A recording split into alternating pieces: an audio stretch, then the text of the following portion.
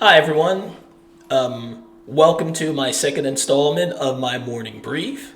And today's subject is going to be what's appropriate and what's inappropriate to teach young kids. As my Jamaican parents would say, let us speak upon it.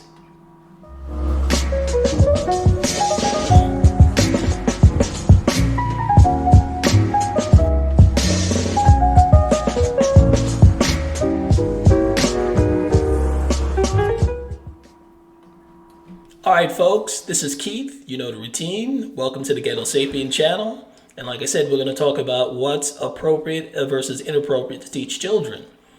When I was a kid, the I couldn't tell if my teacher was married or not. I knew nothing about their personal life. I didn't even know to look on their finger to see if they had a, a ring. It didn't register to me because we didn't care if they were married or not. Just teach the class, and we thought if the teacher was nice, great. If not, whatever. But we didn't know anything about their personal life. There was one exception. When I was in the second grade, I had a teacher, young, I'm pretty sure she was single, and I'll tell you why. She had written up on the board, her name was just like teachers did back then. They wrote on the, on the blackboard their last name, and her name was Friedman, if I remember correctly. And like, okay, fine, Mrs. Friedman. And then about 3 weeks later, she came back from I think a vacation, and she said, "My new name is Mrs. Gross." And we like, "Oh, gross," just silly stuff like that. She had broken a couple of young boys' hearts because she was cute because she said she was married now, and that was the only thing we knew. She went from Mrs. Friedman to Mrs. Gross because she got married. We knew nothing else about her. She was a great teacher. I have fond memories of her. The only time, and most of our teachers were Jewish, so their culture was different from most of the students. We were primarily young black kids, and we Christian. So we didn't learn too much about the Jewish culture, but there were occasions when they did talk about it. One instance, I had my third grade teacher, Miss Silverman, one of my favorite teachers. For some weird reason, some stupid reason, as kids, we were going around doing the Nazi salute and just thinking it was funny because it just looked goofy.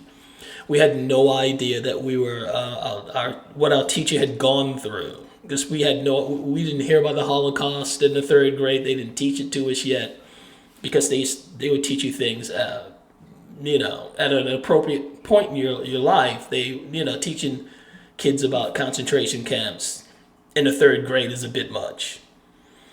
But Mrs. Silverman told us like a personal story about how her grandparents did survive the Holocaust and what they went through, and made it personal for us because we really loved our teacher, so we felt bad about doing the Nazi swastika crap, so we stopped.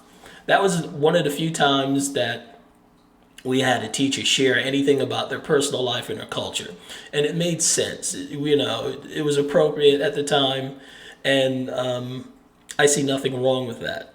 Nowadays, it's gone crazy. There is the things they're teaching kids in school. I can't even show you some of them. There's a website called booksforlittle.com, and this is what they sell to teachers to sell to their children, to their students. It starts at 5.5 years old. They talk about gender beyond the binary for 5-year-olds. And for 6, it gets way worse than that. They talk about sex, not for the purpose of reproduction. This is according to what they're saying, for masturbation, oral sex, sex for pleasure. And it brags that this is the most direct, unapologetic book about sex for prepubescent kids as you'll ever find. They're not hiding it. So parents aren't being paranoid when they're saying, "Hey, what are you teaching my kids in school? Why do they need to know about your personal life?" They're out there telling you right there. It's entirely inappropriate. Kids do not need to know about this stuff. I bet you they're not the ones initiating questions about sex because they have no idea what's going on at 5, 6, and 7 years old. They think it's gross. It's the adults who are initiating conversations about sex. Kids haven't changed that much. I know I wouldn't do it because I wouldn't even know what sex was at that age. And I'm sure these kids don't really either, as much as they're exposed to scenes of sex on TV and things like that. They're still kids.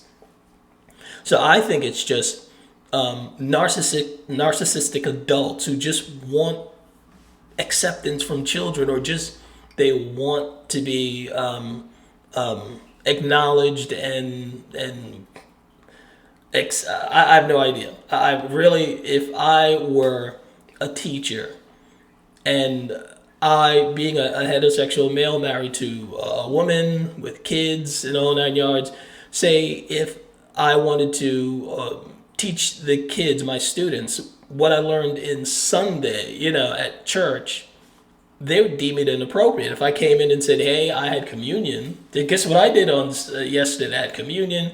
We learned about Christ being he needs to be a personal savior. You're going to go to hell. I don't think the kids would like that, and I don't think the parents would enjoy me teaching kids that and sharing that part of my personal life. And even Christian parents wouldn't, because I know I wouldn't. I would think that's inappropriate. I can teach my kid about sex when I feel like teaching them, about religion. I'll decide when it's appropriate to tell them those things. It's not up to the teachers.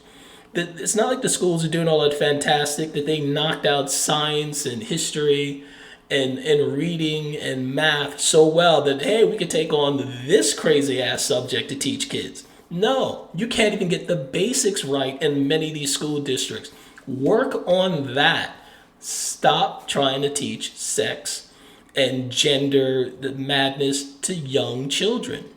It is inappropriate. And I'm willing, like I said, as a Christian, it'd be inappropriate in a public school to teach kids about my Christianity, just as it's inappropriate for someone of the LGBTQ community to teach kids about what happens in their bedrooms.